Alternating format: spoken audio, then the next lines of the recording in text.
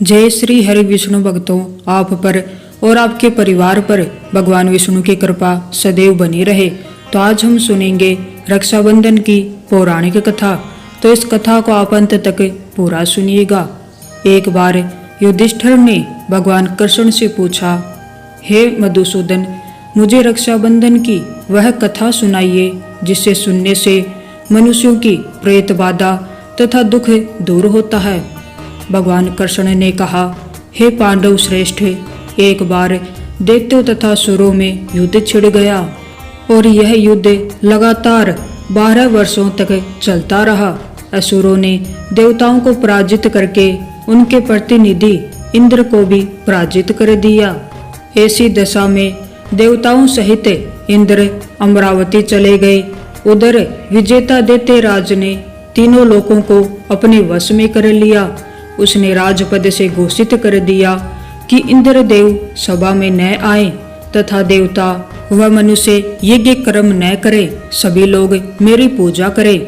दैत्यराज की इस आज्ञा से यज्ञ, वेद, पठन पाठन तथा उत्सव आदि समाप्त हो गए। धर्म के नाश से देवताओं का बल घटने लगा। यह देख इंद्र अपने गुरु बृहस्पति के पास गए तथा उनके चरणों में गिरकर निवेदन करने लगे, गुरुवर, ऐसी दशा में परिस्थितियां कहती हैं कि मुझे यही प्राण देने होंगे। न तो मैं भाग ही सकता हूँ और न ही युद्ध भूमि में टिक सकता हूँ। कोई उपाय बताइए। बृहस्पति ने इंद्र की वेदना सुनकर उसे रक्षा विधान करने को कहा। श्रावण पूर्णिमा को प्रातः काल इस मंत्र से रक्षा विधान संपन्न किया गया। येन बदो बलिर राजा दानवेंद्रो महाबल तेन त्वाम बेउदनामी रक्षे माँ चल।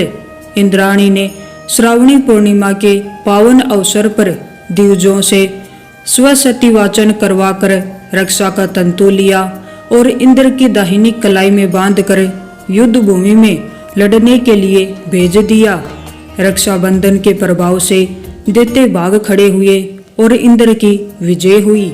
दूसरी कथा है माता लक्ष्मी और बलि की। धार्मिक कथाओं के अनुसार एक बार राजा बलि ने अश्वमेध यज्ञ करवाया। तब भगवान विष्णु ने वामन अवतार लेकर राजा बलि से 3 पग धरती दान में मांग ली थी।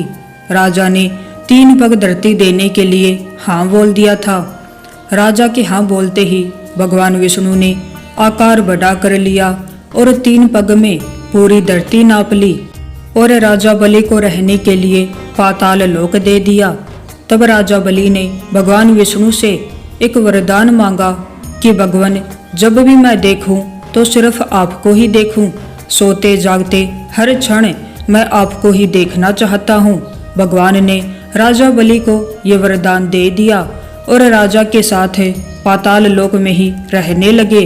भगवान विष्णु के राजा बलि के साथ रहने की वजह से माता लक्ष्मी चिंतित हो गई और नारद जी को सारी बात बताई। तब नारद जी ने माता लक्ष्मी को भगवान विष्णु को वापस लाने का उपाय बताया।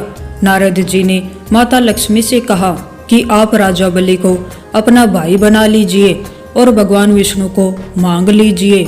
नारद की बात सुनकर माता लक्ष्मी राजा बलि के पास वेश बदल कर गई और उनके पास जाते ही रोने लगी। राजा बलि ने जब माता लक्ष्मी से रोने का कारण पूछा तो माता ने कहा कि उनका कोई भाई नहीं है, इसलिए वो रो रही हैं। राजा बलि ने माता लक्ष्मी की बात सुनकर कहा, आज से मैं ही आपका भाई हूँ। माता लक्ष्मी ने तब राजा बलि को राखी बांधी और उनके भगवान विष्णु को मांग लिया। ऐसा माना जाता है कि तभी से भाई बहन का यह पावन पर्व मनाया जाता है। अगर आपको रक्षाबंधन की पौराणिक कथा अच्छी लगी हो तो वीडियो को लाइक करें और चैनल को सब्सक्राइब करें। आप सभी को राधे राधे।